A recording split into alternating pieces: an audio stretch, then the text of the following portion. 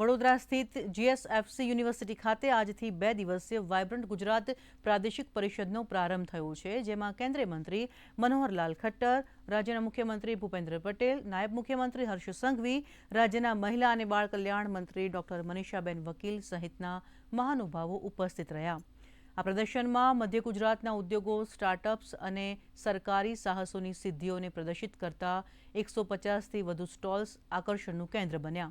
આ તકે નાયબ મુખ્યમંત્રી હર્ષ સંઘવીએ સંબોધન કરતા જણાવ્યું કે વાયબ્રન્ટ ગુજરાત ફક્ત ઇન્વેસ્ટમેન્ટ સમિટ નથી, ગ્લોબલ પાર્ટનરશિપનું માધ્યમ છે. વધુમાં તેમણે કહ્યું, મધ્ય ગુજરાત માટે 20 વર્ષનો રોડમેપ તૈયાર કરવામાં આવ્યો છે.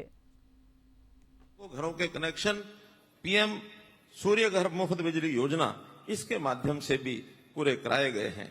डिस्ट्रीब्यूशन रिफॉर्म्स ये भी हमने बहुत किए हैं, जिसके कारण से हमारी जो डिस्कॉम्स हैं, डिस्ट्रीब्यूशन कंपनीज हैं, वो लगातार घाटे में जो चलती थी, उनकी अर्थव्यवस्था, उनकी जो स्थायी मजबूत उसकी व्यवस्था, हमने स्थिति वित्तीय व्यवस्था को ठीक किया है और उपभोक्ताओं को बेहतर सेवाएं और भविष्य के लिए एक सुनिश्चित जो अधिक उनकी एक प्रकार से निवेश करने के लिए उनको एक अवसर भी दिया गया है.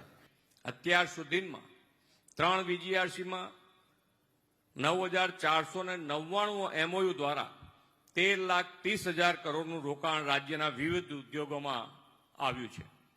શ્રી મોદી સાહેબ કહેતા કે એક સમય એવો હતો કે મધ્ય ગુજરાતના વિસ્તારમાં સાયકલનું પણ ઉત્પાદન નહોતું થતું અને આજે આ વિસ્તાર દેશની મેન્યુફેક્ચરિંગ સપ્લાય ચેઇનનું મહત્વનું કેન્દ્ર બન્યું છે. કોઈએ કલ્પના પણ નહીં કરી હોય કે આ મધ્ય ગુજરાતમાં વીજીઆરસીનું આયોજન થઈ શકે. શ્રી મોદી સાહેબના વિઝનના કારણે જ આ મોટો બદલાવ આવ્યો છે. पूरे गुजरात के मैन्युफैक्चरिंग आउटपुट को देखिए, इसमें लगभग 28% का बहुत ही बड़ा योगदान सिर्फ यही क्षेत्र से आता है. फाइनेंशियल ईयर 25-26 के आंकड़े वो बेहद शानदार है. यहां से $20.5 बिलियन से ज्यादा प्रोडक्ट्स एक्सपोर्ट हुआ है, जो हम सबके लिए गर्व की बात है. ये प्रोडक्ट्स दुनिया के कोने कोने में पहुंचा है.